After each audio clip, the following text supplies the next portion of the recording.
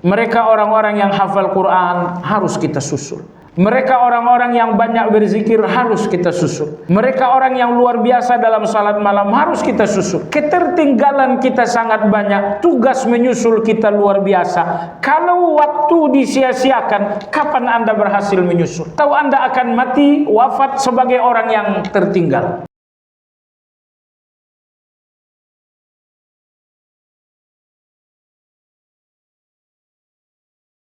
Alhamdulillahilladzi hadana lihada wa ma kunna linahtadiya laula an hadana Allah wa ashhadu an la ilaha illallah wahdahu la syarika lah wa ashhadu anna Muhammadan abduhu wa rasuluhu la nabiyya ba'dah. Allahumma salli wa sallim ala Muhammad wa ala alihi wa ashabihi wa man ihtada bihadihi wastanna bisunnatihi ila yaumiddin. Ya ayyuhalladzina amanu taqullaha haqqa tuqatih wa la tamutunna illa wa antum muslimun. Jamaah sekalian rahimakumullah, insyaallah kita lanjutkan kembali pembahasan pada kitab Madarijus Salikin yang ditulis oleh Imam Ibnu Qayyim rahimahullahu ta'ala. Pembahasan yang berlalu adalah mengenai taubat di dalam taubat. Ada 3 tingkatan. Maksudnya begini, ketika seseorang bertaubat, maka dia pun bersungguh-sungguh untuk memperbanyak kebaikan dan tentu saja mengurangi bahkan menghentikan kejahatan. Inilah 2 hal yang biasanya dilakukan orang-orang yang telah bertaubat: memperbanyak kebaikan dan sedapat mungkin menghentikan kejahatan, menghentikan dosa-dosa. Maka ketika 2 hal ini dilakukan oleh orang-orang yang telah bertaubat, muncullah bencana-bencana halus tapi sangat fatal. Apa itu? Apabila di dalam taubat seseorang sungguh-sungguh memperbanyak kebaikan, maka rasa memperbanyak kebaikan itu adalah dosa yang nyaris tidak tersadari oleh banyak orang-orang yang taubat. Nah, itu yang kita udah bahas pekan lalu. Nomor 2, ketika orang yang telah bertaubat juga berusaha untuk mengurangi bahkan menghentikan dosa-dosa. Tentu saja ini sesuatu yang positif. Tapi lalu kemudian muncul rasa bahwa dosa saya sudah sedikit, dosa saya sudah tidak banyak lagi. Nah, rasa seperti ini kembali menjadi kehancuran. Jadi karena 2 hal ini adalah ujub. Apabila setelah taubat Anda memperbanyak kebaikan, tapi Anda merasa telah banyak kebaikan, merasakan telah banyak kebaikan, ini ujub. Apabila setelah taubat Anda menghentikan sejumlah dosa, tapi kemudian Anda merasa dosa saya hanya tinggal sedikit, ini kehancuran lagi. Karena ini pun dinamakan dengan ujub. Nah, nomor 2 ini yang sedang akan kita bahas insyaallah ta'ala. Imam Ibnu Qayyim rahimahullahu ta'ala pada halaman 359 pada buku Dosa Kecil Seorang Mukmin Terasa Besar, itu judulnya, walaupun judul ini tidak sepenuhnya betul. Tingkatan yang kedua artinya taubat di dalam taubat yang kedua. Apa itu? Yaitu merasa sedikit berdosa. Ya, tentu konsekuensi dari satu taubat menghentikan dosa. Ada dua jenis dosa, ada dua bentuk, ada dua tingkatan orang yang menghentikan dosa di dalam taubat. Pertama, orang yang bertaubat dari satu dosa tapi menghentikan semua dosa. Ini dinamakan dengan taubatan nasuh. Jadi taubatan nasuh yang arti harfiahnya seperti kita kenali selama ini adalah taubat yang jujur. Tapi kita sudah selesai dalam pembahasan ini. Imam Ibnu Qayyim mengatakan yang dimaksud dengan taubatan nasuh bahwa Anda jatuh ke dalam satu dosa tapi Anda menghentikan semua dosa. Anda lakukan satu dosa, kemudian Anda bertaubat dan menghentikan semua dosa. Karena kadang-kadang anggaplah seseorang misalnya makan riba. Dia taubat dari riba dan bertaubat pula dari seluruh dosa-dosa selain riba. Ini dinamakan dengan taubatan nasuh. Nomor dua, kadang-kadang seseorang bertaubat hanya untuk satu dosa saja, sementara dosa-dosa lain masih tetap jalan. Misalnya dia menghentikan dosa riba, tetapi dosa-dosa lain masih jalan. Bahkan kata Nabi SAW dalam hadis sahih, inna min arbar riba an yastatila al-insanu bi'irdi akhihi. Kata Nabi SAW, di antara riba terbesar, kata Nabi, bahwa seseorang menghancurkan kehormatan saudaranya, memfitnah fulan, menuduh fulan, sembarangan melabeli seseorang dengan label-label yang negatif.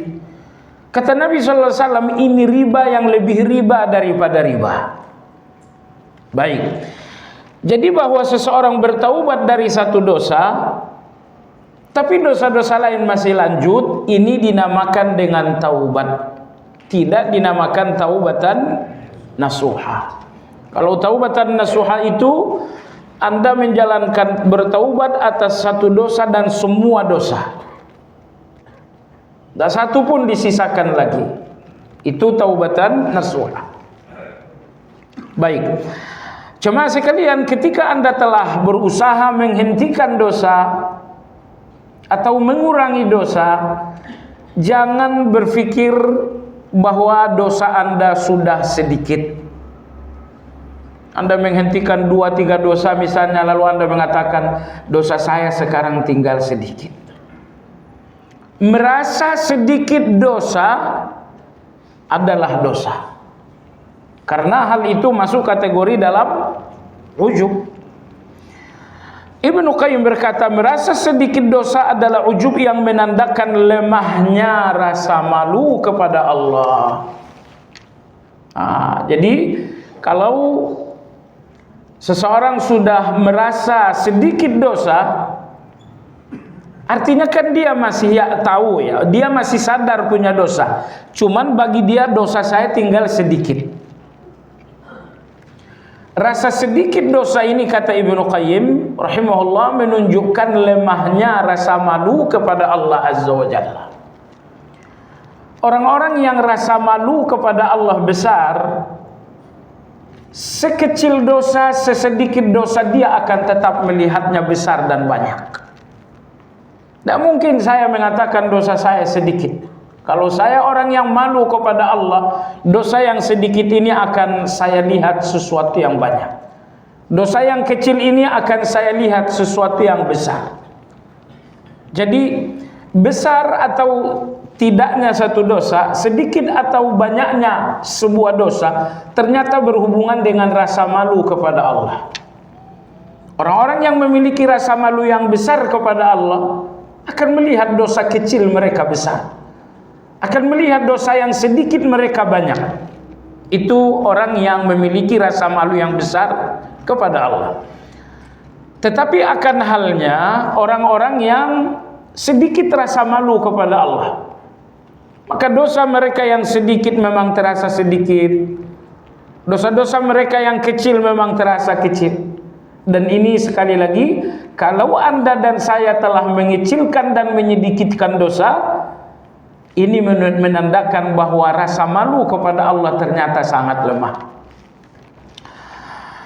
Imam Ibnu Qayyim berkata, juga merupakan kebodohannya terhadap kedudukan Allah. Di saat Anda melihat dosa Anda sedikit dan kecil, yang pertama ini menunjukkan kecilnya rasa malu, lemahnya rasa malu. Dan yang kedua, ini menandakan betapa Anda tidak melihat keagungan Allah.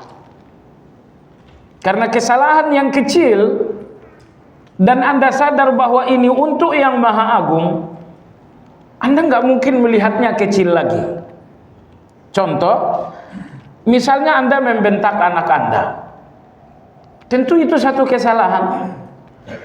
Tapi kemudian Anda membentak orang tua Anda. Itu kesalahan yang lebih besar lagi. Walaupun kesalahannya sama-sama membentak, tapi ketika membentak orang tua adalah membentak sosok yang penuh keagungan bagi seorang anak. Begitu Anda melihat keagungan orang tua, maka Anda nggak akan ngerasa bentakan Anda itu satu dosa yang kecil. Kenapa? Anda melihat keagungan orang tua, kemuliaan orang tua, maka Anda pun melihat bentakan kecil Anda sesuatu yang sangat besar. Begitu pula dengan dosa. Tidak ada orang yang mengecilkan dosa kecuali karena tidak sadar dengan keagungan Allah Azza wa Jalla. Keagungan Allah, Allah yang memberikan Anda segala nikmat. Tidak setetes nikmat pun dalam perjalanan hidup kecuali dari Allah Azza wa Jalla. Ini mata yang melihat, ini telinga yang mendengar, ini pikiran yang diberikan oleh Allah kecerdasan. Semua nikmat yang Anda miliki dari Allah. Tentu jemaah sekalian, dosa kepada yang sangat baik berbeda dengan dosa yang sekedar baik. Makanya dosa kita kepada orang tua sangat besar karena kebaikan mereka yang sangat besar. Tapi dosa kita kepada orang yang sangat jauh tentu lebih kecil dibanding dosa kita kepada orang yang sangat dekat. Jadi ternyata siapa lagi yang lebih dekat dengan Anda melebihi Allah? Dan siapa lagi yang lebih baik kepada Anda melebihi baiknya Allah? Dekat dan baiknya orang tua kita tentu tidak ada apa-apanya dibandingkan kebaikan dan kedekatan Allah Azza wa Jalla. Baik jamaah sekalian, maka orang-orang yang mengecilkan dosa, meremehkan dosa karena mereka tidak melihat, tidak menyadari betapa baiknya Allah, betapa agungnya Allah Azza wa Jalla. Semua orang yang merasa betapa Allah sangat baik, mereka tidak lagi melihat ada dosa yang kecil untuk Allah Subhanahu wa taala. Selanjutnya beliau berkata, taubat yang membuat seseorang merasa sedikit berdosa adalah taubat pura-pura. Hanya taubat untuk melindungi harga diri dalam penilaian manusia. Terlebih apabila dosa selalu ditutup-tutupi dengan takdir. Jadi taubat yang membuat Anda merasa sudah tidak banyak dosa lagi, kata Imam Ibnu Qayyim, ini taubat permainan. Ini taubat pura-pura. Jadi tolonglah hal ini kita pahami baik-baik. Karena kita dulu pernah A dan B. Kemudian Allah memberikan kita taufik, memberikan kita hidayah, lalu kita pun beralih dalam satu perjalanan yang bernama hijrah. Nah, setelah bertahun-tahun kita berjalan di atas perjalanan hijrah ini, kadang-kadang muncul rasa apa yang disebutkan Ibnu Qayyim ini. Setelah hijrah kebaikan saya banyak, setelah hijrah dosa saya berkurang. Ibnu Qayyim rahimahullah mengatakan, taubat yang membuat seseorang merasa sedikit dosa adalah taubat permainan. Maksudnya jemaah sekalian, meski Anda telah bertaubat, Anda tidak boleh melihat dosa Anda kecil. Meski Anda telah bertaubat dan berhijrah, Anda tidak boleh melihat dosa Anda sedikit. Kenapa? Mungkin Anda Mungkin nanti akan ada pembahasan tentang tanda-tanda taubat. Tanda-tanda taubat apabila diterima oleh Allah Azza wa Jalla, luzumul khauf, bahwa orang yang sungguh-sungguh bertaubat, hatinya tidak akan terpisah dari rasa takut yang besar kepada Allah Azza wa Jalla. Nomor dua, hatinya pun tidak akan terpisah dari rasa hina yang besar di depan Allah Azza wa Jalla. Saya ulangi, kalau taubat Anda telah diterima oleh Allah, di antara ciri dan tanda-tandanya bahwa rasa takut Anda kepada Allah semakin kokoh dalam hati, semakin besar dalam hati. Nomor dua, rasa hina Anda di depan Allah semakin kuat di dalam hati. Nah, dua rasa ini, rasa takut yang semakin kuat dalam hati, rasa hina yang semakin kuat dalam hati, dua hal ini merupakan tanda bahwa taubat Anda diterima oleh Allah Azza wa Jalla. Nah, artinya jamaah sekalian, apabila setelah Anda berhijrah dan Anda merasa sedikit dosa, rasa sedikit dosa menandakan bahwa rasa takut Anda kepada Allah berkurang, bahwa rasa hina Anda di depan Allah berkurang. Dan kalau dua hal ini berkurang, ini menandakan bahwa taubat Anda adalah pura-pura. Maka taubat yang sesungguhnya, taubat yang membuat Anda makin takut kepada Allah dan makin melihat kehinaan Anda di depan Allah Azza wa Jalla. Baik jemaah sekalian yang saya hormati, kemudian beliau mengatakan taubat seperti ini adalah taubat yang membuat seorang untuk kehormatan saja. Untuk kehormatan saja. Setelah kita berhijrah, setelah kita bertaubat, kemudian kita merasa ada harga diri di depan manusia. Kita merasa orang-orang lain hendaknya menghargai kita karena kita telah berubah. Oh jamaah sekalian yang saya hormati, kalau Anda melihat kehormatan dan harga diri Anda setelah bertaubat, hal ini menunjukkan bahwa Anda tidak lagi menyadari kehinaan diri. Kalau hati Anda telah lepas dari rasa hina, ini kekeruhan lain di dalam taubat Anda. Ini adalah bagian dari ujub pula di dalam taubat.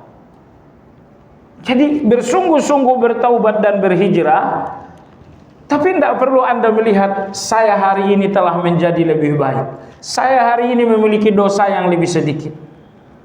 Maka ada taubat taqiyah kata Ibnu Qayyim, yaitu taubat yang hanya untuk membangun citra diri.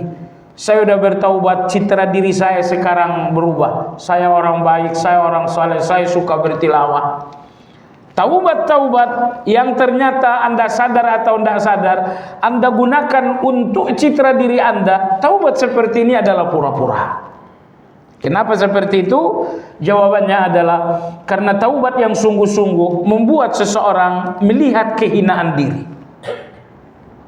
Dan apabila Anda bertaubat dan merasa kehormatan diri Anda bertambah, berarti ini taubat main-main. Yang lebih berbahaya lagi adalah yang ketiga, yaitu apabila dosa selalu ditutup-tutupi dengan takdir. Ini bahaya yang sangat besar. Dan ini dilakukan oleh orang-orang kafir. Bahwa dengan dosa-dosa mereka yang sangat banyak, rata-rata orang kafir menutup-nutupinya dengan takdir. Misalnya ketika Allah Subhanahu wa taala berfirman tentang mereka, walau sya'allahu ma asyrakna wala abauna wala harramna min syai'. Kalau Allah Subhanahu wa taala berkehendak, Al-An'am ayat 148, walau sya'allahu, seandainya Allah berkehendak, ma asyrakna, niscaya kami tidaklah berbuat syirik, wala abauna, dan ayah-ayah kami pun tidak ikut berbuat syirik. Jadi mereka mengatakan bahwa syirik kami ini adalah kehendak Allah. Syirik kami ini adalah takdir Allah Azza wa Jalla. Nah, Ibnu Qayyim rahimahullah ta'ala mengatakan, apabila dosa telah dibungkus dengan takdir, maka dosa ini tidak lagi terasa dosa. Karena mereka akan merasakan dosa saya ini adalah rencana Allah untuk saya. Dosa saya ini adalah kehendak Allah untuk saya. Nah, jemaah sekalian, inilah pemahaman Murji'ah itu. Inilah pemahaman Murji'ah. Di televisi, di media sosial, orang-orang yang banyak bicara sangat banyak menuangkan ungkapan-ungkapan Murji'ah ini. Saya memang berdosa, tapi ini bagian dari rencana Allah untuk saya. Saya memang berdosa, tapi ini kan kehendak Allah juga atas diri saya. Jemaah sekalian yang saya hormati, betul dosa kita adalah takdir Allah, tapi menghubung-hubungkan dosa dengan takdir itu tidak boleh dalam keyakinan ahli sunnah. Menghubung-hubungkan keburukan dengan Allah tidak boleh, karena Allah sendiri telah melarang keburukan itu. Maka satu keburukan hanya dihubungkan dengan orang yang langsung ada dalam keburukan itu, yaitu kita. Hubungan keburukan ini dengan Allah adalah hubungan takdir. Adapun yang secara langsung bersentuhan dengan keburukan adalah kita sendiri. Dalam akidah ahli sunnah wal jamaah, satu keburukan hanya dihubungkan dengan yang bersangkutan secara langsung, yaitu kita semuanya. Nah, jemaah sekalian yang saya hormati, kalaulah satu dosa sudah dihubung-hubungkan dengan takdir, maka dosa ini tidak lagi terasa dosa. Siapa orang yang melakukan hal seperti ini? Ada dua golongan. Golongan yang pertama adalah golongan orang-orang yang berakidah Murji'ah. Karena orang-orang Murji'ah itu, jemaah sekalian, melihat bahwa dosa itu adalah perilaku, sementara iman itu adalah keyakinan. Keyakinan seseorang, yaitu iman dalam hati dan keyakinan seseorang tidak terpengaruh dengan dosa yang ada dalam perilakunya. Ini bahaya sekali. Orang-orang Murji'ah saat mendefinisikan iman, mereka mengatakan iman itu keyakinan dan tidak ada hubungannya dengan perilaku.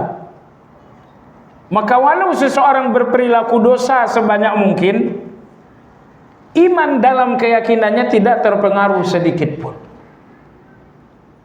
Nah, baik jemaah sekalian, terlebih-lebih lagi orang Murji'ah ini mengatakan bahwa setiap dosa ini adalah takdir Allah terhadap manusia.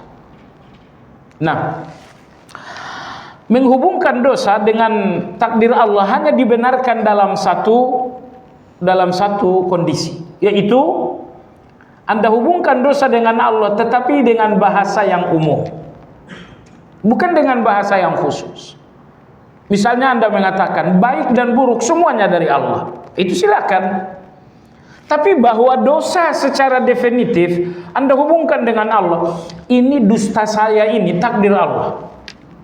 Ini dosa yang secara definitif dihubungkan dengan Allah, tidak boleh dalam agama kita. Ini yang dilakukan oleh orang-orang musyrik dalam surat Al-An'am ayat 148 tadi. Mereka mengatakan syirik kami ini kehendak Allah. Maka keburukan hanya dihubungkan dengan Allah dengan bahasa umum, tidak boleh dengan bahasa yang definitif. Orang ini menjadi pezina adalah kehendak Allah, tidak boleh. Anda hubungkan satu dosa secara definitif dengan Allah, tidak boleh. Orang ini mencuri adalah kehendak Allah, tidak boleh. Semua dosa-dosa yang definitif hanya dihubungkan dengan yang langsung bersentuhan dengannya, yaitu pelakunya, bukan Allah Azza wa Jalla. Maka dosa dihubungkan dengan Allah hanya dalam bahasa umum, ungkapan umum. Dosa ini, semua kebaikan, semua dosa adalah takdir Allah, itu silakan. Tapi kalau penghubungan secara khusus tidak boleh. Golongan kedua yang selalu menghubungkan dosa dengan takdir, Golongan yang kedua adalah kaum tasawuf ekstrim. Kaum tasawuf yang ekstrim. Saya selalu dalam kajian ini dan di kajian manapun, kita selalu melabeli tasawuf yang menyimpang itu dengan tasawuf ekstrim. Dan bahasa ini adalah bahasa Imam Ibn Taimiyah rahimahullah. Beliau dalam kitab Iqtida' Shiratal Mustaqim, beliau membagi tasawuf itu dalam dua kategori. Yang pertama, tasawuf yang masih komitmen dengan sunnah, seperti Imam Junaid, seperti Imam Ibrahim bin Adham, seperti Imam Malik bin Dinar, seperti Imam Sahal bin Abdullah At-Tasatturi. Imam Ibn Taimiyah mengatakan mereka ini adalah orang-orang tasawuf atau kaum sufi yang sangat komitmen dengan sunnah. Bahkan Imam Junaid mengatakan, tarikat kami kaum sufi adalah tarikatnya Nabi Sallallahu Alaihi Wasallam, yaitu sunnah. Nah, tapi kata Imam Ibnu Qayyim, kemudian muncullah tasawuf jenis kedua, yaitu tasawuf yang sudah dioplos dengan falsafah. Tasawuf yang sudah dicampur adukkan dengan falsafah. Nah, tasawuf yang kedua inilah yang memiliki banyak kekeliruan. Nah, di antara kekeliruan tasawuf yang kedua ini, tasawuf falsafah ini, maka tasawuf falsafah ini biasanya nggak menggunakan dalil. Karena kebenaran mereka tidak selamanya bersumber dari dalil. Kebenaran di dalam tasawuf falsafah kadang-kadang bersumber dari ilham dan perasaan seorang guru. Nomor dua, kebenaran dalam tasawuf falsafi kadang-kadang diperoleh dari mimpi-mimpi. Kadang-kadang kebenaran dalam tasawuf falsafi diperoleh dari zauq, diperoleh dari rasa. Ini semuanya adalah tasawuf falsafi. Kalau Anda bertanya tasawuf di zaman ini hampir semuanya nomor dua. Ya, kalaupun ada tasawuf yang sesuai dengan sunnah, itu sangat sedikit sekali. Kita tidak menafikan, tapi sangat sedikit. Karena kita mengikuti tasawuf di belahan dunia A, B, dan C, dan ternyata banyak yang sudah terjebak dalam tasawuf falsafi ini.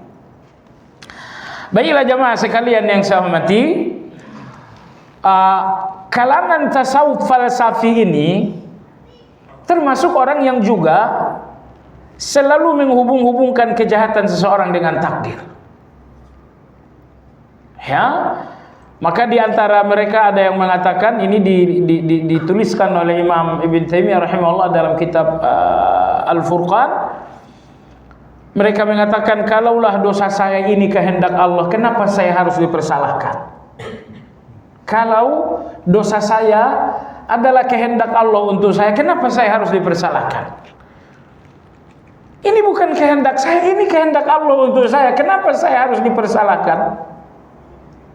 Maka Imam Ibn Taimiyah rahimahullah mengatakan, kaum tasawuf falsafi ini tidak membedakan antara dua kehendak Allah. Pertama, kehendak Allah yang bersifat syar'i, itulah perintah dan larangan. Allah perintah salat, Allah larang berjudi, ini kehendak Allah yang bersifat syar'i. Kehendak Allah yang kedua adalah kehendak yang kauni. Kehendak yang kauni ini adalah kejadian-kejadian. Si fulan berjudi, kejadian judinya ini adalah kehendak kauni. Tapi bahwa kamu melakukan judi, ini adalah kehendak yang syar'i. Maka kata Imam Ibn Taimiyah rahimahullah mengatakan, kaum tasawuf falsafi berlindung dengan kehendak kauni, dan mereka lupa bahwa mereka telah menerobos kehendak yang syar'i. Baik, saya berikan contoh yang kedua lagi.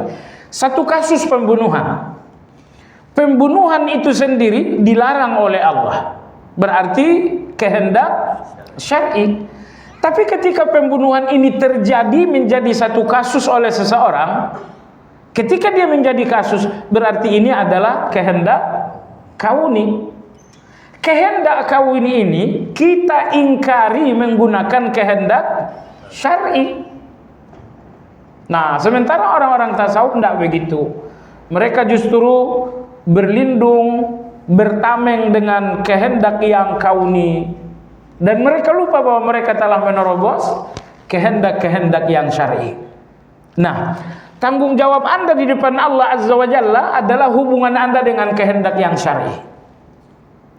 Allah larang Anda, iya, ini kehendak syar'i Allah untuk Anda, ini tanggung jawab Anda. Adapun semua kehendak-kehendak yang kauni, itu bukan tanggung jawab Anda, ini memang terjadi oleh Allah Azza wa Jalla. Tetapi di dalam kehendak syar'i Allah berikan Anda kemampuan untuk memilih. Judi tidak judi, itu pilihan, itu opsi bagi Anda. Anda bisa memilih judi, Anda bisa memilih tidak judi. Nah, masalahnya judi ini ada larangan Allah.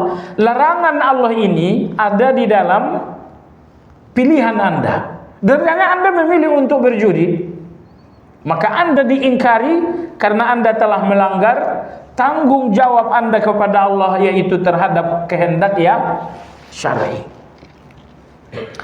Baik, kita lanjutkan. Dan semakin dalam merenungkan aib diri akan membuat seseorang melihat dosa berbeda dengan pandangan orang-orang awam. Sehingga manusia ada dua macam. Pertama adalah manusia yang selalu merenungi aib diri. Nomor dua adalah manusia yang lalai dan tidak mengkaji aib diri. Kata Imam Ibnu Qayyim rahimahullah, orang-orang yang selalu mengkaji diri berbeda melihat dosa mereka dengan orang-orang yang tidak mengkaji diri. Dengan kata lain, seseorang yang mengkaji diri, mengkaji aib-aib diri, mereka akan melihat dosa mereka sangat besar. Adapun orang-orang yang tidak mengkaji diri, bahkan tidak mengenali diri, mereka tidak akan melihat dosa mereka sesuatu yang besar. Maka di antara hal penting dalam tazkiyatun nufus adalah ilmu yang bernama mengkaji diri. Karena dalam Madarijus Salikin ini nanti akan banyak sekali ungkapan-ungkapan Ibnu Qayyim ahli makrifat, ahli makrifat, ahli makrifat. Ahli makrifat artinya adalah orang yang telah mengenal. Kapan seseorang disebut ahli ma'rifat? Imam Syaqiq al-Balkhi rahimahullah, seperti diriwayatkan Abu Nuaim, beliau mengatakan seseorang dinamakan ahli ma'rifat dalam 4 hal. Ini ucapan seorang tabi'in, Syaqiq ibn Balkhi, Syaqiq al-Balkhi. Kalau Anda memiliki 4 hal ini, maka Anda dinamakan ahli ma'rifat. Yang pertama adalah ma'rifatullah, Anda mengenal Allah. Yang kedua, ma'rifatu hukukillah, Anda mengenali hak-hak Allah. Nomor 3, ma'rifatu a'da'illah, Anda mengenali musuh-musuh Allah. Nomor 4, Anda mengenali diri. Ini 4. Kenali Allah. Nomor 2, kenali hak-hak Allah lahir dan batin dalam diri Anda. Hak Allah di mata Anda apa? Hak Allah di telinga Anda apa? Hak Allah di lisan Anda apa? Hak Allah dalam hati Anda apa? Kenali hak-hak Allah. Nomor 2, kenali musuh-musuh Allah Azza wa Jalla. Ada musuh Allah yang bernama setan, ada musuh Allah yang bernama orang kafir, dan ada musuh Allah yang bernama hawa nafsu, adanya di dalam diri Anda. Nomor 4 adalah bahwa Anda mengenali diri. Anda mengenali diri. Coba lihat di titik-titik mana Anda malas untuk Allah.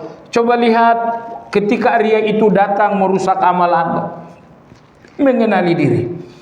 Maka apabila Anda memahami 4 hal ini dengan baik, Anda dinamakan dengan ahli ma'rifat dalam kacamata tazkiyatun nufus. Dan Ali radhiyallahu anhu mengatakan, rahimallahu mura'an arafa qadara nafsihi. Rahmat Allah akan tercurah kepada seseorang yang selalu mengenal diri. Selalu mengenal diri. Baiklah jemaah sekalian yang saya hormati, Imam Abu Abdurrahman As-Sulami, beliau dijumpai oleh sejumlah orang. Mereka mengatakan, wahai Imam, tuliskanlah untuk kami buku tentang mengenal aib diri.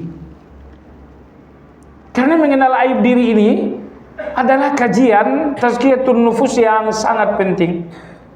Sampai-sampai Umar bin Khattab radhiyallahu anhu, beliau mengatakan, rahimallahu man ahda ilayya uyubi. Semoga rahmat Allah tercurah kepada siapapun yang menghadiahiku aib-aib diriku. Orang-orang dahulu sangat bahagia bahwa Anda memberitahu aib-aib mereka. Orang-orang sekarang aja yang ketika aib disampaikan dikatakan, oh kamu dengki dengan saya. Ketika aibnya diberitahu, oh ternyata kamu ingin melecehkan kehormatan saya. Orang-orang dulu tidak seperti itu. Baik jemaah sekalian, sehingga terhindar dari pandangan mengecilkan dosa dan semakin bersungguh-sungguh membersihkan diri. Berikutnya tingkatan taubat yang ketiga. Sekali lagi ini taubat di dalam taubat. Anda telah meninggalkan dosa, Anda telah berhijrah, Anda sudah bertaubat. Tetapi di dalam taubat ini ada 3 taubat. Pertama, taubat jangan merasa banyak berbuat baik. Nomor 2, taubat jangan sampai Anda mengecilkan dan menyedikitkan dosa. Taubat yang ketiga. Taubat yang ketiga adalah atas waktu yang terlalaikan. Ini dinamakan dengan ghaflah. Jemaah sekalian, di antara kesalahan yang sangat fatal dalam kajian tazkiyatun nufus adalah soal waktu yang disia-siakan. Rata-rata kita menyia-nyiakan waktu dan tidak ada rasa berdosa, nggak ada rasa bersalah. Padahal saya ulangi, dalam kajian tazkiyatun nufus, menyia-nyiakan waktu adalah kesalahan yang sangat fatal. Kenapa fatal? Karena orang yang menyia-nyiakan waktu, jemaah sekalian, dinamakan orang lalai. Dan orang lalai itu adalah satu kehinaan, bukan satu kehormatan. Nomor 2, orang yang menyia-nyiakan waktu alias orang yang lalai adalah orang yang mengorbankan banyak sekali peluang-peluang kebaikan. Saya kira di abad ini salah satu ulama yang sangat luar biasa dalam memanfaatkan waktu adalah Syekh bin Baz rahimahullahu taala. Nyaris tidak pernah terlihat Syekh bin Baz rahimahullah kecuali berzikir kepada Allah azza wajalla. Bahkan sambil makan sekalipun beliau terus menerus berzikir. Beliau makan subhanallah subhanallah terus. Sehingga Syekh bin Baz rahimahullah setiap kali beliau masuk kamar mandi, beliau membawa shimag. Shimag itu serban merah yang biasa dipakai orang Saudi. Untuk apa beliau ke kamar mandi selalu membawa itu? Untuk digigit saat qada hajat. Kalau dia tidak gigit, dia akan terus berzikir walaupun di dalam kamar mandi. Jadi begitu sangat luar biasanya beliau di dalam berzikir, sampai-sampai kalau dia tidak gigit sorban beliau di kamar mandi, dia akan terus berzikir. Makan, dia mengunyah makanan sambil terus-menerus berzikir. Maka sebagian orang yang dekat dengan beliau mengatakan, saya belum pernah melihat orang sesungguh-sungguh beliau di dalam berzikir. Hubungannya dengan kajian kita, bahwa orang yang menyia-nyiakan waktu adalah mereka yang telah menyia-nyiakan kebaikan. Mereka telah menyia-nyiakan pahala dan keselamatan mereka di depan Allah azza wajalla. Maka taubat yang ketiga bagi orang-orang yang telah berhijrah dan bertaubat, taubat Anda atas waktu yang tersia-siakan. Jemaah sekalian, misalnya Anda main internet, Anda main YouTube, Anda main TikTok. Kalau ini semua dalam rangka mendapatkan ilmu, jemaah sekalian berlama-lamalah dengan YouTube itu. Silakan berlama-lama dengan TikTok itu kalau memang untuk menghasilkan ilmu. Tapi kalau itu hanya sekedar hiburan saja, jemaah sekalian, ini adalah kelalaian. Mohon Anda tidak lupa ucapan Ibnu Taimiyah rahimahullah beberapa waktu lalu. Beliau mengatakan pintu kejahatan itu cuma 2. Yang pertama adalah lalai, Yang kedua adalah syahwat. Hanya ini dua pintu kejahatan, pintu dosa, lalai dan syahwat. Lalai menutup pintu-pintu kebaikan. Syahwat membuka pintu-pintu keburukan. Jadi kalau di depan Anda ada pintu-pintu kebaikan namun tertutup, itu disebabkan karena kelalaian. Dan kalau di depan Anda ada pintu-pintu kejahatan yang tertutup namun terbuka, itu disebabkan karena syahwat. Sekali lagi saya katakan, apabila di depan Anda terbuka pintu-pintu kebaikan, ada peluang-peluang kebaikan tapi ternyata tertutup, itu disebabkan karena kelalaian. Dan apabila di depan Anda ada kejahatan-kejahatan yang tertutup namun terbuka, itu disebabkan karena syahwat. Antara Anda dengan gambar-gambar yang nggak baik itu tertutup, tapi akan terbuka dengan syahwat.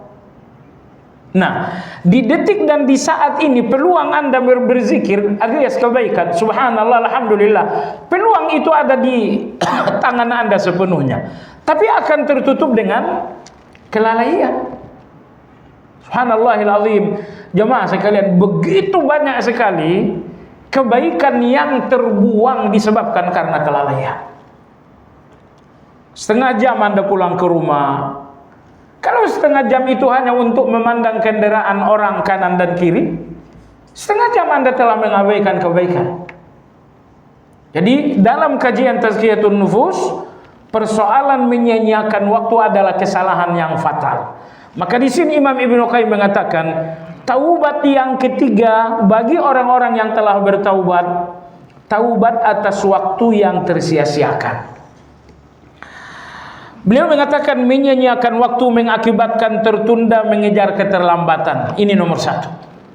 Semua orang yang menyia-nyiakan waktu adalah mereka yang akan terlambat mengejar ketertinggalan. Anda sadar nggak kalau Anda sudah tertinggal jauh? Allahu Akbar. Di usia 31 tahun masuk Islamlah Sa'ad bin Mu'adz radhiyallahu taala anhu. Dan di usia 37 tahun meninggallah Sa'ad bin Mu'adz radhiyallahu anhu. Pertanyaan, berapa usia beliau di dalam Islam? Nah, beliau di dalam Islam ini hanya 6 tahun. Ketika beliau meninggal di usia 37 dan beliau masuk Islam di usia 31. Jemaah sekalian, Anda tahu nggak kematian? Kematian itu begini. Datanglah kematian, ruh Anda dicabut. Begitu ruh dicabut, status Anda tidak lagi seorang hamba, catatan amal Anda pun semuanya ditutup, taubat untuk Anda pun semuanya telah ditutup. Itulah kematian. Allahu Akbar. Sekarang semuanya terbuka. Sekarang semuanya terbuka. Amal Anda sekarang terbuka, taubat Anda sekarang terbuka. Status Anda sekarang betul-betul hamba bagi Allah. Dengan sholat Anda jadi hamba, dengan zikir Anda adalah hamba, dengan puasa adalah hamba. Tapi begitu nyawa ini lepas dari tubuh Anda, lepasnya nyawa berarti lepasnya status Anda sebagai hamba. Lepasnya nyawa berarti tertutup sudah semua kebaikan. Lepasnya nyawa, ini catatan kebaikan Anda sudah ditutup, tidak dibuka-buka lagi. Nah, Sa'ad bin Mu'adz radhiyallahu anhu, beliau masuk Islam di usia 31 dan beliau meninggal di usia 37 tahun. Usia beliau dalam Islam hanya 6 tahun saja. Tapi jamaah sekalian, ketika beliau meninggal dunia, turunlah malaikat melayat jenazah dan menyolatkan jenazah beliau sejumlah 70.000 malaikat.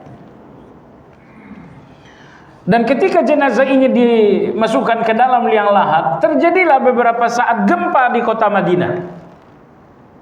Nabi SAW bersabda, "Ihtazza arsyur rahmani limauti Sa'ad." Singgasana dan arasy Allah bergetar atas kematian Sa'ad ini. Jadi coba Anda renungkan, hanya 6 tahun beliau dalam Islam, ternyata 70.000 malaikat turun untuk melayat dan menyolatkan jenazah beliau. Hanya 6 tahun beliau dalam Islam. Ketika jenazahnya diletakkan di liang lahat, bergetar arasy Allah sampai Madinah mengalami gempa beberapa saat. Ini hanya 6 tahun dalam Islam. Saya kira Anda dalam Islam ini udah 40 tahun. Mungkin Anda dalam Islam ini udah 50-60 tahun. Pertanyaan untuk Anda, apakah akan turun 70.000 malaikat melayat dan menyolatkan jenazah Anda? Kalau hal itu tidak terjadi, memang wallahu a'lam, namun ingin kita tegaskan betapa Sa'ad bin Mu'adz ini benar-benar telah mendahului kita.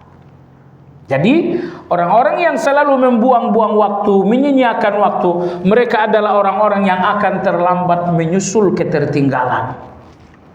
Banyak yang harus kita susul. Mereka orang-orang yang hafal Quran harus kita susul. Mereka orang-orang yang banyak berzikir harus kita susul. Mereka orang yang luar biasa dalam salat malam harus kita susul. Ketertinggalan kita sangat banyak, tugas menyusul kita luar biasa. Kalau waktu disia-siakan, kapan Anda berhasil menyusul? Atau Anda akan mati, wafat sebagai orang yang tertinggal? Ini tidak boleh terjadi. Maka kata Ibnu Qayyim rahimahullah, orang yang menyia-nyiakan waktu adalah orang yang akan tertunda mengejar keterlambatan. Nomor 2, orang-orang yang menyia-nyiakan waktu berarti mereka memadamkan muraqabah. Berarti mereka memadamkan muraqabah. Jemaah sekalian yang saya hormati, di antara, bahkan bukan di antara, level iman tertinggi adalah muraqabah. Nabi kita menyebutnya dengan ihsan. Tingkatan berislam ini, pertama Islam, kedua iman, dan ketiga adalah ihsan. Ihsan ini adalah muraqabah. Apa itu muraqabah? Menyadari dan merasakan pengawasan Allah Azza wa Jalla. Allah mengawasi saya dengan pandangannya, Allah mengawasi saya dengan pendengarannya, Allah mengawasi saya dengan ilmunya, Allah mengawasi saya dengan kemahadekatannya, bahkan Allah mengawasi saya dengan kemahahadirannya. Inilah muraqabah. Kalau Anda merasa diawasi oleh Allah secara penuh, tidak mungkin Anda menyia-nyiakan waktu. Orang yang menyia-nyiakan waktu hanya orang yang tidak merasa diawasi oleh Allah. Subhanallah. Di sekolah saja, kalau Anda merasa diawasi seorang guru, Anda nggak berani kok main-main. Tapi kalau Anda nggak lagi merasa diawasi oleh seorang guru, makanya Anda akan main-main dengan A, main-main dengan B. Maka Imam Ibnu Qayyim rahimahullah mengatakan, setiap orang yang telah terbiasa menyia-nyiakan waktu menunjukkan bahwa dia tidak merasa diawasi oleh Allah Azza wa Jalla. Bahaya yang ketiga, orang yang menyia-nyiakan waktu, kata Ibnu Qayyim, adalah mereka yang memutuskan kebersamaan dengan Allah Azza wa Jalla. Seandainya setiap detik dan menit Anda adalah zikir, berarti setiap detik dan setiap menit adalah keterhubungan Anda dengan Allah Azza wa Jalla. Allah berfirman, "Fadhkuruni adzkurkum." Kata Allah, ingatlah aku pun akan mengingatmu. Sebutlah aku pun akan menyebutmu. Kata Imam Ibnu Qayyim, seandainya tidak ada kemuliaan zikir kecuali ayat ini sudah sangat cukup. Bahwa sepanjang Anda menyebut Allah, sepanjang itu Allah menyebut Anda. Coba lihat ketersambungan Anda dengan Allah Azza wa Jalla. Anda sebut nama Allah, Allah menyebut nama Anda. Iza zakartani fi nafsik, zakartuka fi nafsi. Kau menyebutkan aku dalam dirimu, aku pun menyebutmu dalam diriku. Kau menyebutku di tengah keramaian, aku menyebutmu di tengah keramaian yang lebih baik. Allah menyebut Anda sepanjang Anda menyebut Allah. Ini ketersambungan dengan Allah Azza wa Jalla. Ini keterhubungan dengan Allah Azza wa Jalla. Tapi begitu Anda lalai dengan waktu, hubungan dan ketersambungan ini putus dengan Allah Azza wa Jalla. Dan kalau hubungan Anda dengan Allah terputus, ketersambungan ini nggak lagi nyambung, maka saat itulah Anda akan menjadi bulan-bulanan syaitan. Akan datang setan dalam pikiran, akan datang setan dalam keinginan. Kenapa setan masuk dalam pikiran dan keinginan Anda? Karena Anda telah putus dari Allah, maka itu adalah gerbang bagi setan untuk memasuki keinginan dan pikiran Anda. Jamaah sekalian yang saya hormati, Ibnu Qayyim subhanallah, ini ayat luar biasa. Beliau mengatakan syariat hanya mengenal maju atau mundur dalam ketaatan dan tidak mengenal berhenti.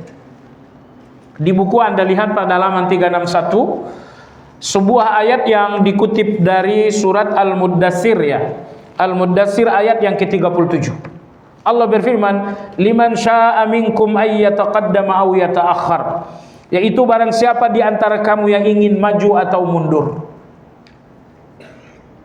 Ibnu Qayyim memahami ayat ini, beliau mengatakan di dalam ketaatan ini hanya ada dua manusia. Pertama maju, yang kedua mundur. Maju karena Anda terus bergerak maju. Mundur kalau Anda nggak maju. Mundur dalam bahasa agama ini nggak berarti Anda mundur ke belakang. Bahwa Anda tidak maju itu adalah mundur. Ini tolong dipahami. Jadi jalan di tempat nggak ada dalam agama kita. Saya stuck gitu, saya berhenti, nggak ada. Hanya ada dua kata. Anda terus maju atau Anda dinamakan mundur. Maka orang yang berhenti atau orang yang jalan di tempat adalah orang yang mundur. Allahu Akbar. Kita semua orang yang mundur, jamaah sekalian. Salat malam kita jalan di tempat, tilawah kita jalan di tempat, kebaikan-kebaikan kita semuanya jalan di tempat. Padahal jalan di tempat itu sudah masuk kategori mundur berdasarkan ayat tersebut. Selanjutnya Imam Ibnu Qayyim rahimahullah, beliau berkata, akan tetapi ada dua bentuk berhenti. Ada dua bentuk istirahat. Pertama, berhenti sejenak untuk mengistirahatkan letih. Bolehkah saya berhenti? Artinya waktu tidak saya gunakan lagi untuk ketaatan, tapi saya berhenti, waktu tidak difungsikan. Imam Ibnu Qayyim rahimahullah ta'ala mengatakan, berhenti yang artinya tidak memfungsikan waktu untuk ibadah ada dua macam. Yang pertama, Anda berhenti untuk mengistirahatkan keletihan. Anda letih dan Anda istirahat. Berhenti tidak memfungsikan waktu karena mengistirahatkan keletihan. Apakah ini dibenarkan? Hukumnya dibenarkan. Nabi SAW bersabda, setiap amal memiliki waktu semangat dan waktu letih. Dan barang siapa yang letih di atas sunnah berarti dia berada di atas keuntungan. Jadi Anda boleh berhenti, tapi berhentilah di atas sunnah. Maksudnya apa? Ada orang yang letih dalam amal karena amal yang dilakukan ini nggak sesuai dengan sunnah. Misalnya ada orang yang katanya sholat sunnah 1000 rakaat dalam semalam. Oh, itu capek sekali tuh. Tapi masuk akal nggak? 1000 rakaat sehari semalam aja nggak masuk akal. Imam Ahmad, beliau adalah imam yang luar biasa. Sehari semalam sholat sunnah beliau hanya 300 rakaat. Lalu datang kawan sebelah, Imam Ahmad sholat sunnah 300 rakaat, ya. Ini bidah hasanah lagi. Karena Nabi kita sholatnya hanya berapa? 11-13 rakaat. Imam Ahmad 300. Ini bidah hasanah. Mereka lupa kalau sholat Nabi 13 rakaat atau 11 rakaat itu hanya sholat yang sholat rutin beliau saja. Ya, sholat rutin Nabi sehari semalam 40 rakaat. Sholat malam ditambah lagi dengan sholat rawatib. Total semua sholat sunnah beliau yang rutin adalah 40 rakaat. Tapi di luar itu ada sholat-sholat yang memang beliau tidak rutinkan. Nah, di luar sholat yang rutin ini Imam Ahmad rahimahullah melakukan sholat sehari semalam sebanyak 300 rakaat. Apa yang beliau bacakan hanya Al-Kafirun dengan Al-Ikhlas saja. Al-Kafirun dan Al-Ikhlas saja. Jadi kalau Anda letih dalam satu amal dan amal itu di atas sunnah, letihnya Anda itu kata Nabi di atas keuntungan. Tapi kalau letihnya Anda di dalam satu amal dan amal itu tidak sesuai sunnah, letihnya Anda itu adalah satu kerugian. Dan ini menunjukkan Anda boleh beristirahat untuk menghentikan keletihan tersebut. Kita lanjutkan dikit lagi. Adapun berhenti oleh godaan dan kelalaian adalah keterputusan atau keterlambatan dengan Allah. Jadi kalau Anda berhenti, artinya waktu tidak lagi dimanfaatkan untuk ibadah. Penyebabnya bukan karena Anda letih, penyebabnya karena Anda lalai, karena Anda tergoda dengan A dan B. Berhenti seperti ini adalah satu keterputusan dengan Allah. Selanjutnya beliau mengatakan, apabila Allah mengembalikannya dengan kesadaran, niscaya ia akan bangkit dengan semangat dan rasa marah terhadap godaan.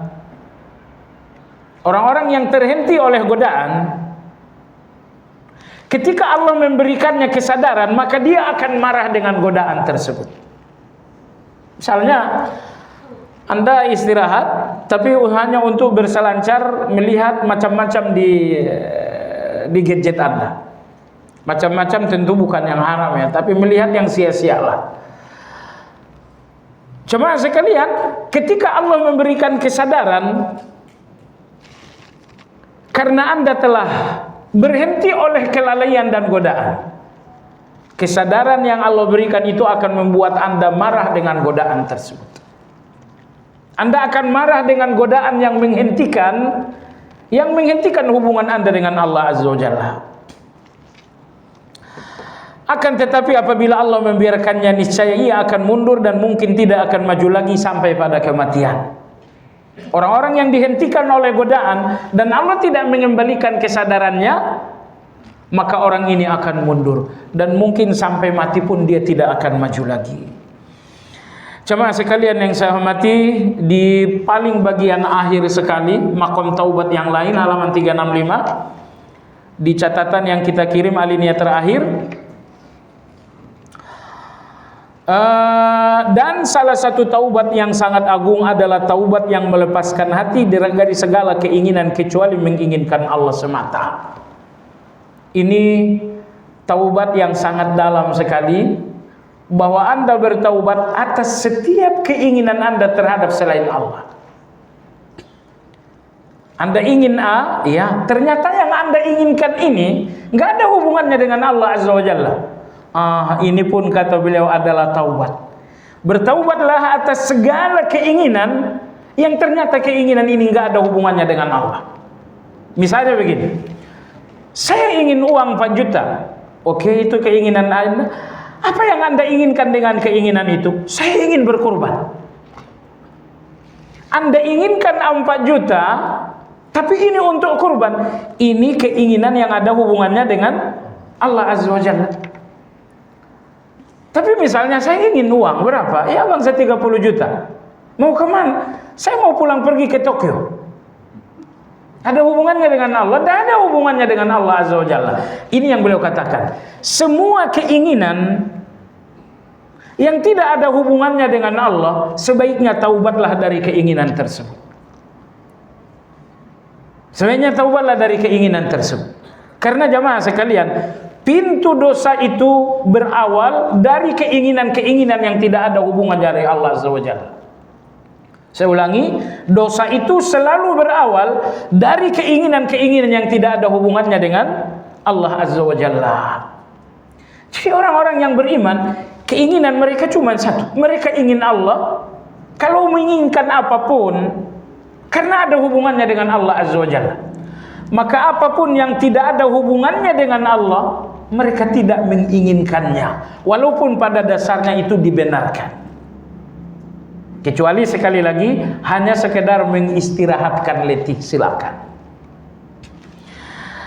Baik jamaah sekalian yang saya hormati, saya kira sampai di sini pembicaraan kita. Insya Allah yang akan datang adalah mengenai hukum-hukum seputar taubat.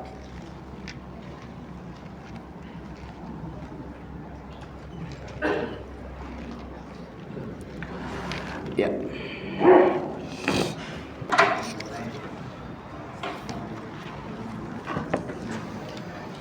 Sekarang ini lagi banyak RT atau DKM yang mengajak patungan hewan kurban. Apakah dibenarkan cara seperti itu dan apakah contohnya dari begitu? Iya, patungan hewan kurban kan memang seharusnya begitu. Patungan untuk sapi sebanyak 7 orang, tapi kalau kambing sih nggak perlu patungan, gitu ya. Jadi ajakan dari RT, ajakan dari DKM untuk patungan hewan korban. Kalau yang dimaksudkan patukan 7 orang beli sapi, itu memang diajarkan dalam agama kita.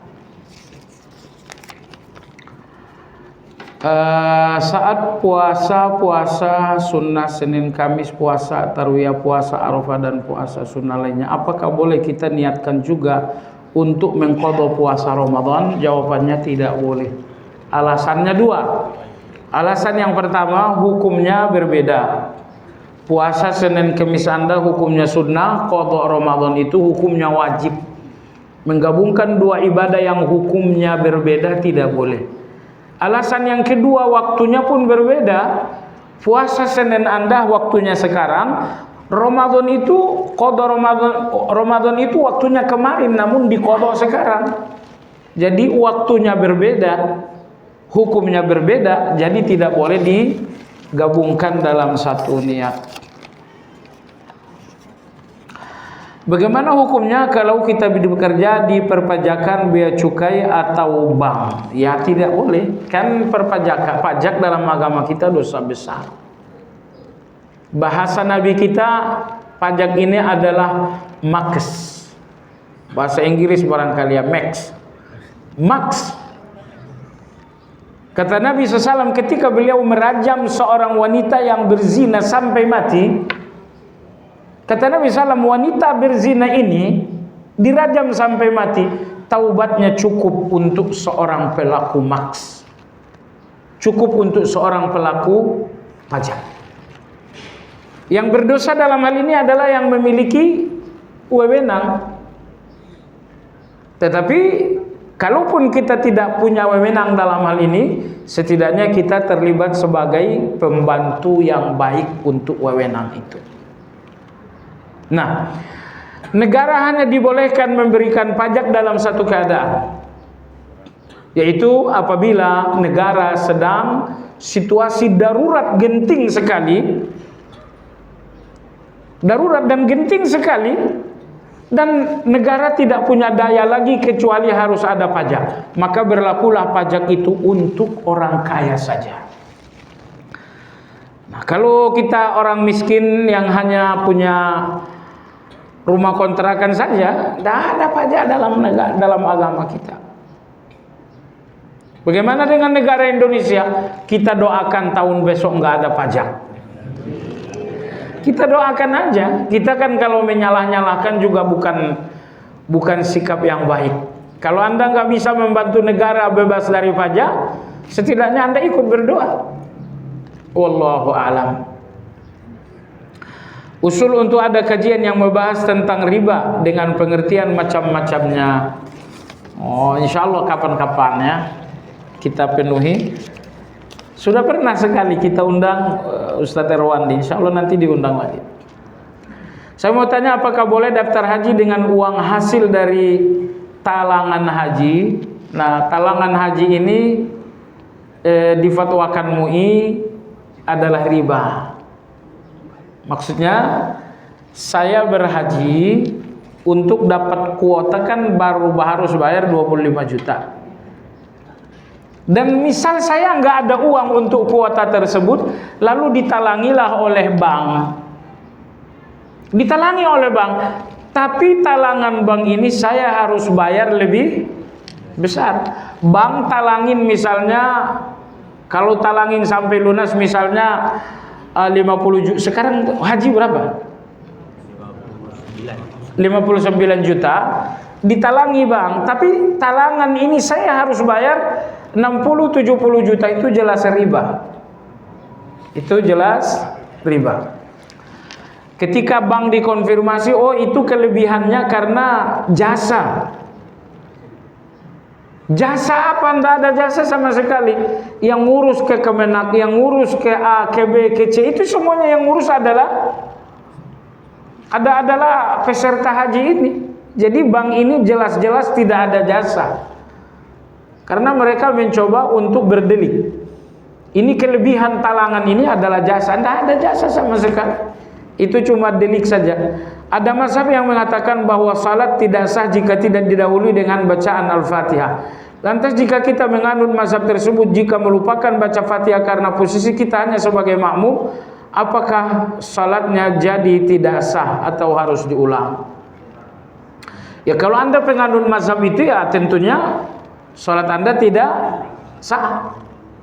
Tapi yang tidak sah adalah rakaat tak baca baca Fatihah itu. Misalnya Anda salat subuh, tadi di rakaat pertama saya tidak baca Fatihah. Berarti nanti setelah salam Anda nggak boleh ikut salam. Tambahkan 1 rakaat lagi. Berarti 3 rakaat, bukan. Berarti 2 rakaat. Tapi kan hitungannya 3. Cuman yang pertama tidak dihitung karena tidak ada Fatihahnya. Jadi ribet kan? Nah, kalau ribet ya sudah, ikuti saja mazhab Imam Malik. Imam Malik mengatakan kalau bacaan imamnya jelas, tidak perlu baca Fatihah. Tapi kalau bacaan imamnya tidak jelas, silakan baca Fatihah. Tidak jelas dengan 2 pengertian. Salat zuhur, salat asar, bacalah Fatihah. Salat maghrib, isya, subuh, suara imamnya juga pelan, gak ada mikrofon, bacalah Fatihah. Tapi kalau suaranya lantang jelas sekali, kata Imam Malik, tidak usah dibaca. Imam Ibnu Taimiyah mengatakan mazhab Malik ini adalah mazhab yang paling adil. Wallahu a'lam. Orang muslim yang berhaji di mana domisilinya sangat jauh dari Mekah sehingga butuh perjuangan ekstrim untuk apakah pahalanya lebih banyak dibanding orang muslim yang domisili? Iya, betul. Anda yang lebih letih, apalagi goes. Kawan kita setelah goes dari Karawang semalam sampai di Mekah, beliau goes selama 6 bulan baru sampai. Sayangnya sampai di Madinah tidak boleh masuk Mekah karena tidak diberikan tasrih oleh penguasa setempat. Kenapa kok saya udah jauh-jauh? Makanya kalau udah jauh-jauh, pesannya juga jauh-jauh. Karena Armina itu kan sempit. Arafah, Mina, Muzdalifah, Mekah ini sempit. Kalau ini nggak dibatasi, nanti tawaf nggak jalan sampai kiamat. Kita kemarin bulan puasa tawaf, kita di piringan tawaf beberapa menit nggak jalan sama sekali, nggak jalan, karena manusia terlalu penuh. Nah maka dibatasilah jumlah orang yang masuk, ada namanya tasrih. Nah baik, kenapa orang yang lebih letih pahalanya lebih besar? Nabi kita bersabda kepada Aisyah radhiyallahu anha, kata beliau, inna laki minal ajar ala qadri nasabiki wa nafaqatiki. Kata Nabi, wahai Aisyah, pahalamu dalam haji sesuai dengan keletihanmu dan sesuai dengan biayamu. Sesuai dengan keletihanmu dan sesuai dengan biayamu. Salah seorang istri telah gugat cerai oleh suaminya di pengadilan. Dalam sidang diputuskan agar rujuk antara suami istri itu. Dalam perjalanan rumah tangga, suami tidak mau perbaiki akhlak dan tanggung jawab sebagai suami. Antara lain tidak memberi nafkah lahir dan batin, membiarkan istri anaknya kepada mertuanya, dan sering menyuruh istrinya mencari suami lain lagi. Oh, cari saja suami lain. Hal ini membuat istri bingung dan ingin bercerai dengan suami yang keterlaluan ini. Ya, kalau Anda sudah mengajukan gugatan cerai dan tidak dikabulkan oleh pengadilan, suruh saja suami Anda menceraikan Anda secara langsung tanpa pengadilan. Cerai itu sah walau tidak ada sertifikat cerainya. Suami mengatakan, udah kamu saya ceraikan. Dan kalau di sini suami mengatakan cari suami lain, nah ini perlu ditanya, maksud kamu apa ini? Kalau maksud kamu adalah cerai, ya sudah, berarti alhamdulillah kita putus. Jadi perceraian sah walau tidak ada sertifikat cerai dari pengadilan.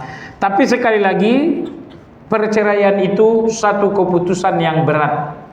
Anda wajib mengkaji segala pertimbangan maslahat dan mudarat. Kalau pertimbangan telah matang bahwa perceraian inilah yang menjadi maslahat untuk semuanya, silahkan bercerai. Ingat, enggak semuanya orang diuntungkan dengan perceraian. Mungkin Anda sebagai istri diuntungkan, tapi bagaimana dengan anak-anak? Anda seorang, anak ada 5 orang. Kalau Anda menguntungkan, berpikir keuntungan seorang diri, sementara 5 orang anak akan rugi, oh itu tidak bagus betul. Anda mengorbankan 5 orang untuk keuntungan 1 orang. Salah seorang pengusaha telah ditipu mitranya sehingga bangkrut, sehingga hidupnya susah dalam memenuhi tanggung jawab kepada keluarga. Langkah-langkah perbaikan untuk bangkit sudah dimulai, namun ternyata tidak mudah untuk bisa kembali dengan normal hidupnya. Mohon nasihat bagaimana memberikan motivasi dengan tetap semangat hidupnya dan tetap tidak putus asa. Orang mukmin itu tidak mungkin putus asa, karena motto dan keyakinan orang beriman, fa inna ma'al usri yusra, inna ma'al usri yusra. Sesungguhnya di dalam kesulitan ada. Saya punya seorang kawan, dia pejabat penting dalam satu pemerintahan. Di lingkaran tertinggi kepemerintahan itu dia adalah jabatan penting. Qadarullah, tidak ada hujan, tidak ada angin, tiba-tiba petir menyambar. Dia dipecat. Oh, sakit hati Bungat. Sakit hati sekali. Di mana salah, di mana keliru, tidak ada, beliau dipecat. Tapi walaupun dia pejabat penting, tetap saja dia tidak punya wewenang penting, wewenang pucuk. Akhirnya dia mundur, berhenti. Sakit hati, bla bla bla bla. Berlalulah 7 bulan, ternyata semua pejabat di lingkaran atas ketahuan melakukan kejahatan dan semuanya diciduk. Semuanya masuk penjara. Seandainya dia masih ada di kekuasaan itu, otomatis 100% dia akan terlibat. Kalaupun dia tidak ikut tapi dianggap terlibat. Akhirnya jemaah sekalian, barulah dia sadar, sakit hati saya dipecat 7 bulan lalu, ternyata adalah keselamatan saya dari penjara. Mereka-mereka yang mungkin sekongkol memecat saya, semuanya sekarang di penjara. Jadi coba lihat jemaah sekalian, rencana Allah itu di luar logika pendek kita. Maka husnuzon sajalah Anda ditipu oleh seorang mitra sampai ada bangkrut, tapi tetaplah Anda yakin fa inna ma'al usri yusra, inna ma'al usri yusra, dan selanjutnya. Kadang kita lihat ada orang yang sepanjang hidupnya hanya dipenuhi penderitaan tanpa ada sama sekali solusi dari permasalahan hidupnya. Lantas di mana hubungannya dengan firman Allah bahwa Allah bersama kesulitan akan ada kemudahan? Jemaah sekalian yang saya hormati, terkadang Allah memudahkan kesulitan kita bukan melalui kesulitannya, tapi melalui hal lain. Misalnya, secara ekonomi saya sulit, dan saya tidak melihat kemudahan Allah dalam kesulitan ini, tapi Allah berikan kemudahan dalam hal lain. Anak pertama saya Masya Allah berprestasi, anak kedua saya Masya Allah beasiswa full, anak ketiga, anak keempat saya semuanya diterima di IPTN Negeri Indonesia, semuanya lulus tes, bahkan tanpa tes. Jadi Allah memang tidak melapangkan saya dalam hal keuangan, tapi Allah berikan kelapangan yang lebih baik. Atau jangan-jangan Allah berikan kelapangan Anda keuangan, kesulitan Anda menjadi hilang, tapi anak-anak Anda harus berjuang A, B, dan C. Saya kira Anda akan memilih yang pertama. Keuangan Anda tidak dilapangkan Allah, tapi keluarga Anda semuanya sehat. Oke? Nomor 2, anak-anak Anda semuanya nggak ada yang bertingkah. Oke? Nomor 3, anak-anak Anda semuanya berprestasi. Anda pilih yang mana?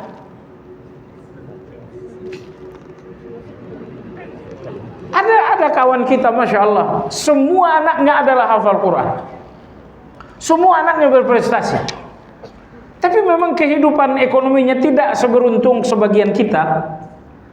Saya bilang gini, menurut kamu siapa orang yang ekonominya paling bagus? Menurut saya ekonomi paling bagus adalah Fulan bin Fulan. Kamu lihat anak-anaknya, saya tahu anaknya semuanya. Sekarang gini, tukaran aja.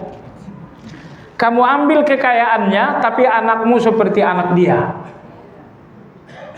Dan sebaliknya, ekonomi susah kamu menjadi kesusahan dia, tapi anak-anak dia seperti anak-anak kamu. Gimana kalau ditukar?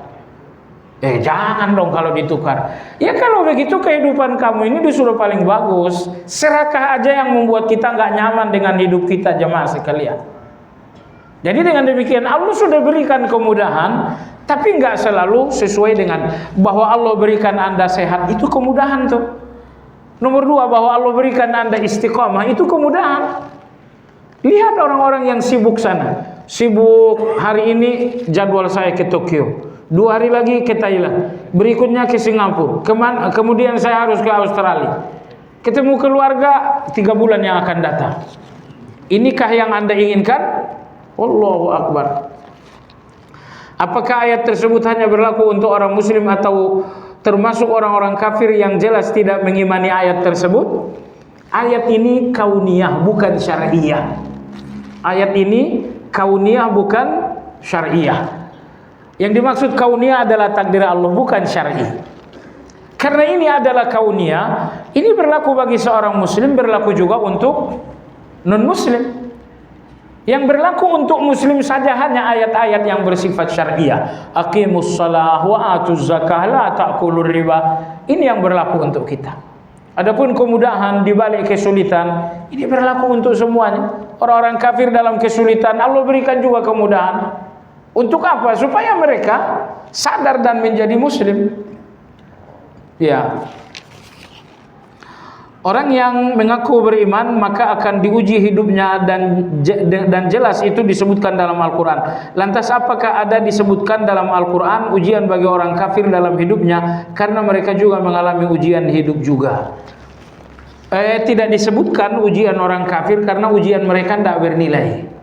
Yang dibicarakan dalam Al-Quran adalah ujian orang beriman, karena ujian orang beriman bernilai.